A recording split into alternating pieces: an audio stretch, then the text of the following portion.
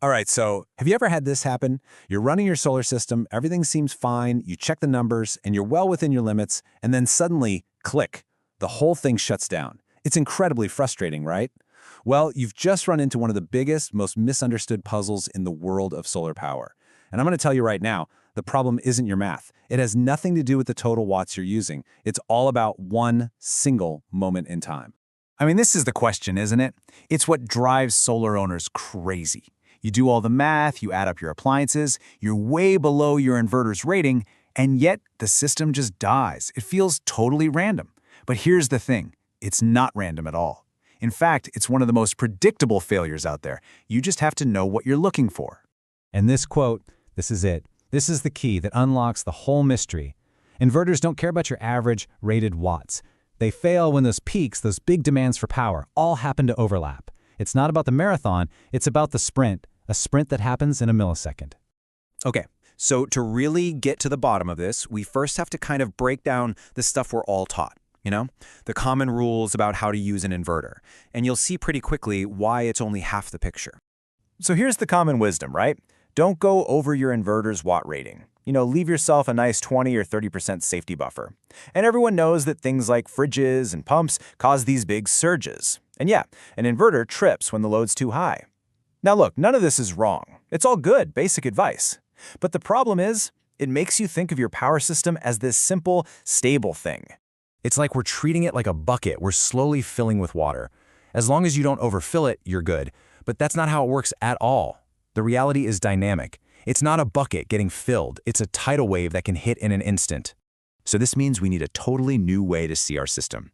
We have to stop obsessing over the total watts and start focusing on these tiny, crucial moments.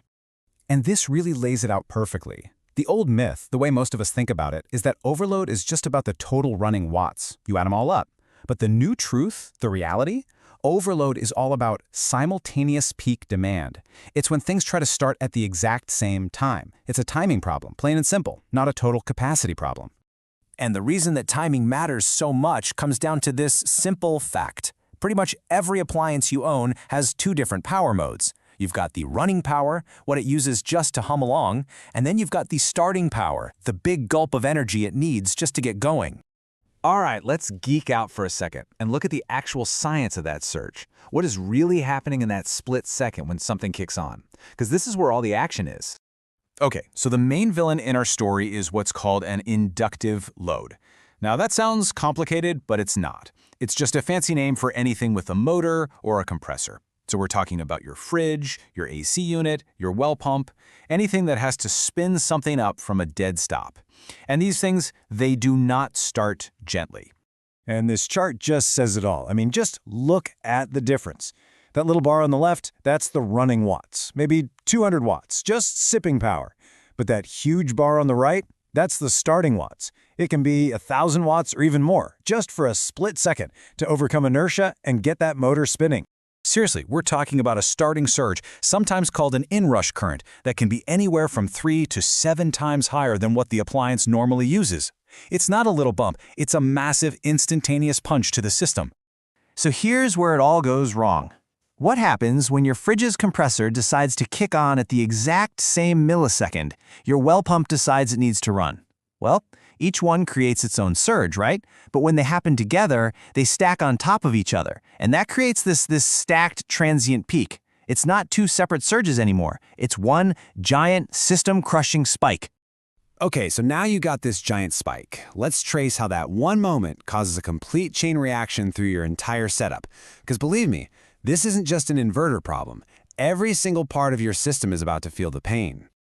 So let's just imagine a scenario. Let's say your total running load is about 1.5 kilowatts. That's 1,500 watts. Now, you've got a 3 kilowatt inverter. On paper, this is a cakewalk, right? You're not even using half the capacity. You should be totally fine. And yet, that perfectly safe load can absolutely trip that 3 kilowatt inverter. And it happens all the time. But why? Because again, it was never about the 1,500 watts. It was about the moment those loads decided to start. And this is the shutdown sequence. This is exactly what happens step by step. First, you get multiple things trying to start at once, okay? Step 2, to create that power, your inverter yanks a huge amount of current from your batteries. Step 3, the batteries can't handle that sudden massive draw, so their voltage just plummets. It sags. Step 4, the inverter's little computer brain sees that voltage drop and it panics. It screams, under voltage overload, something's wrong. And so step 5, it does the only safe thing it can do. It triggers a protective shutdown. So what you think is your inverter failing is actually your entire system's voltage collapsing for a split second. So the big question is, now that we know all this, what do we do about it? How do we design a system that can actually handle the real world, a world where things do start at the same time? Well, the answer is simple, really. You have to build for the spike, not for the average. That means when you're looking at inverters, you need to care just as much, if not more, about the surge rating as you do the continuous rating. You need to make sure your battery bank is beefy enough to deliver that massive current without the voltage sagging. And don't sleep on your cables and fuses. They have to be sized correctly to handle those peaks, too. If there's a weak link anywhere in that chain, the whole thing goes down. And really, this is the one thing I want you to take away from all this. You have to design for that peak transient behavior, not just the number you see on the screen. Stop planning for the average and start planning for that one chaotic moment where everything tries to start at once.